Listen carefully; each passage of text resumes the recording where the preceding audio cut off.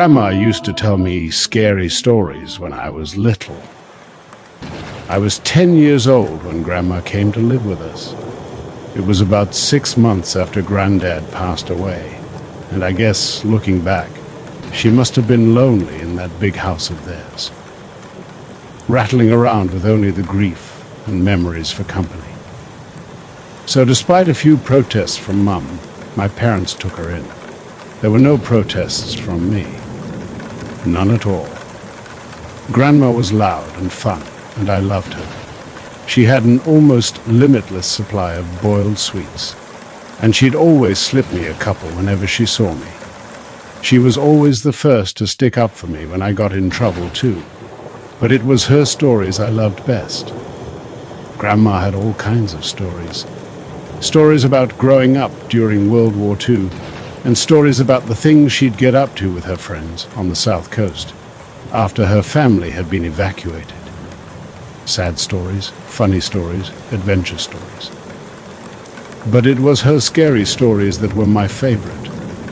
Grandma had lots of scary stories. She told me she dabbled in the occult when she was a teenager, trying out Ouija boards with her friends. Tarot cards, fortune-telling, all that stuff. Most of the stories I'd laugh off or forget about not long after she was done telling them. But there were a couple that really did spook me a bit. I was only 10 at the time, you have to understand. And Grandma certainly knew how to bring the stories to life. She'd shut off the lights in my room so only the glow of the night sky shone through the curtains, and she'd shuffle in real close. Close enough so I could see the wrinkles on her face and smell the boiled sweets on her breath. Close enough so her deep blue eyes could stare straight into mine. She must have given me nightmares with a few of those tales, but now, years later, there's only one that I can still remember. Only one that's stuck with me. The story about the shower and Mr. Longfingers. Grandma told me about Mr. Longfingers one night after I asked about her baths. Grandma used to love her baths. She'd spend ages in them, light candles and incense, and lie in the tub humming to herself until the water turned cold. It drove my mum crazy. But when I asked her why she loved them so much, she said it was the only place she could relax. It was the only place that was safe for her to relax. You know, people like me, who are, well, more sensitive to certain things, we to have baths, she told me seriously one night, shuffling closer on the bed. I couldn't possibly spend that long in the shower. It'd be far too risky. Grandma stared at me with those blue eyes of hers, unsmiling, and I knew it was time for one of her stories. One of the scary ones. I shivered with pleasure and pulled the covers up to my chin. Why is it risky, Grandma? She half turned to look out the window, watching me from the corner of her eye, pausing for effect. I waited, feeling my heart rate pick up ever so slightly in my chest. Well, she said after a moment, it's only risky if you close your eyes, of course. If you close your eyes for longer than 10 seconds. What do you mean? Why? Well, do you ever play that game in the playground with your friends? The one where someone turns their back and the others sneak up on them when they're not looking. I nodded, and Grandma nodded back. Exactly. So that's what it's like in the shower when you have your eyes closed. That's what it's like with Mr. Longfingers. A cold itch tickled back. Who's Mr. Longfingers, Grandma? She let out a deep breath, as if she wished she hadn't said anything, turned her head back to face mine. When she next spoke, she'd lowered her voice. No one knows exactly, Grandma whispered. Some think it's a creature that's attracted to the heat and smell we give off in there. Others think it's a demon that finds a way into our realm through the dense steam clouds. No one can say for sure, because the only ones who have actually seen Mr. Longfingers aren't ever going to be able to tell you. I pulled in a breath. Why not? Grandma shuffled closer along the bed and leaned towards me, leaving my question hanging in the air. Don't you worry about it, sweetheart.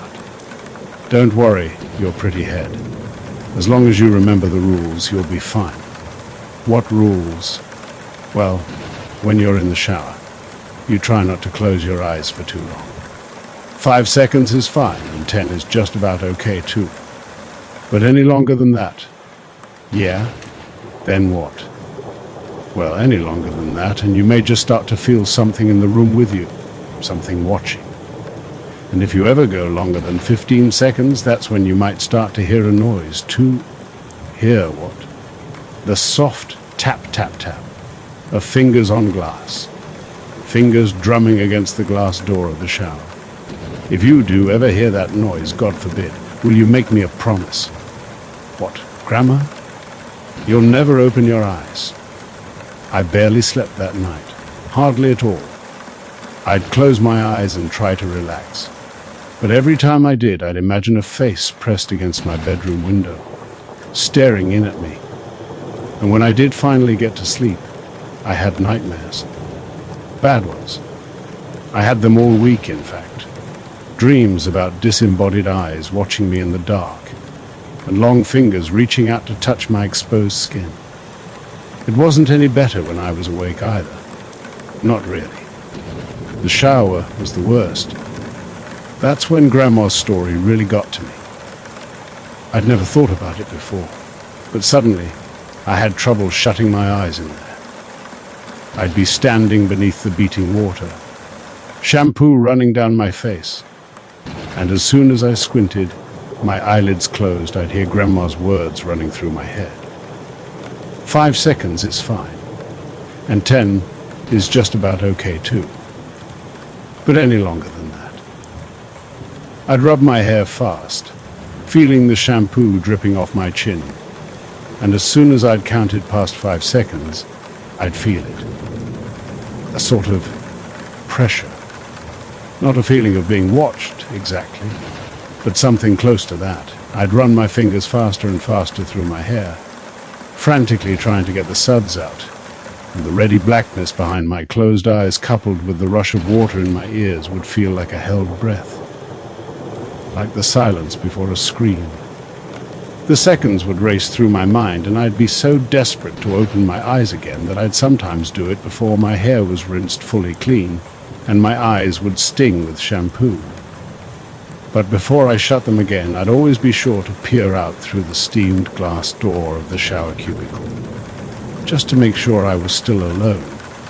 It wasn't long before Mum realized something was up.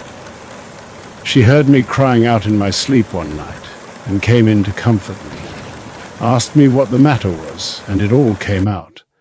I told her about Grandma's stories and about Mr. Longfingers. She got this look on her face when I was telling her, like she used to get with me when I'd made her really mad. This wide-eyed, angry look. Only this time she wasn't angry with me. She was angry with Grandma. My parents' room was next to mine, and sometimes, if I pressed my ear against the wall, I could hear them talking in there. Soft whispers. That night, though, after Mum was satisfied I wasn't scared anymore, and she'd gone back to her room, the whispers weren't soft at all. Oh no, I heard Mum hissing to Dad about Grandma, about the story she'd told me. Mum's voice floated through the wall, sharp and crisp.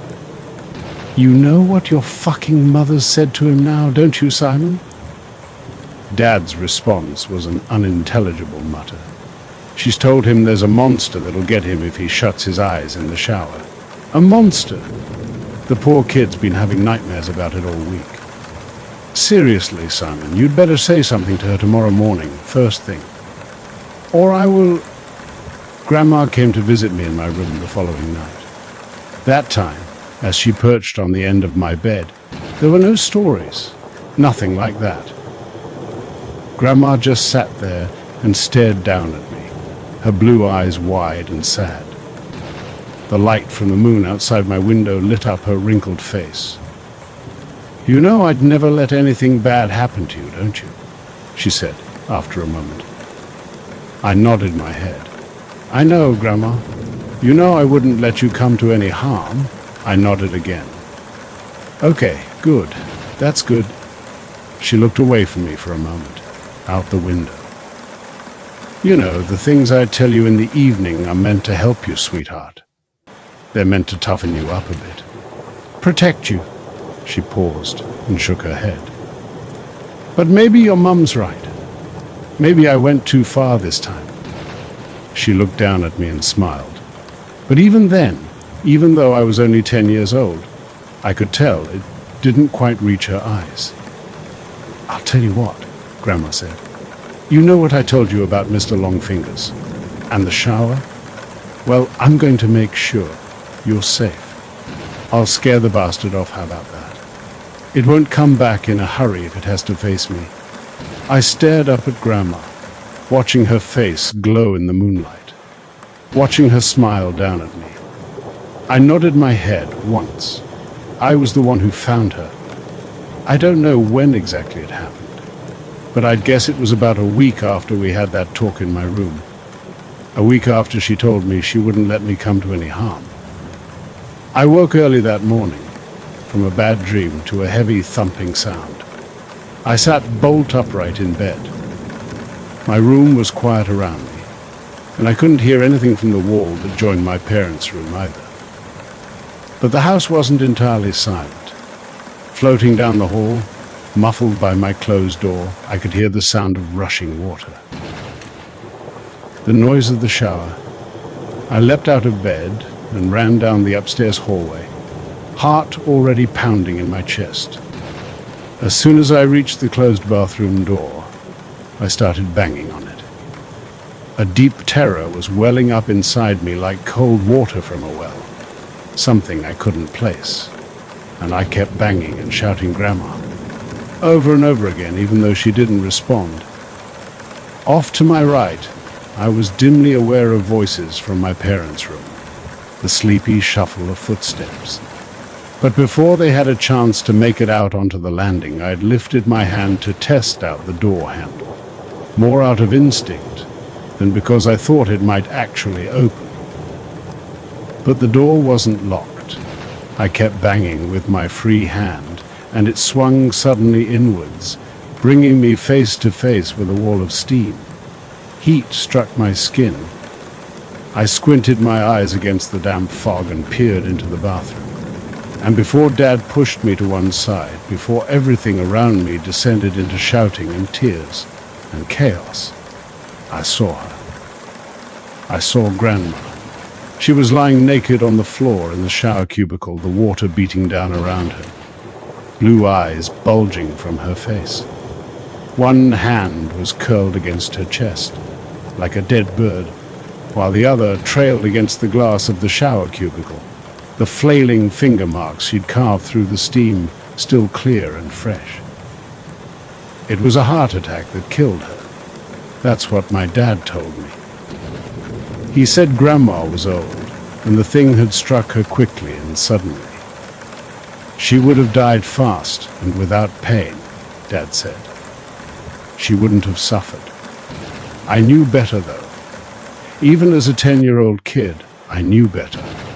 And years later, writing this as an adult, I still know better.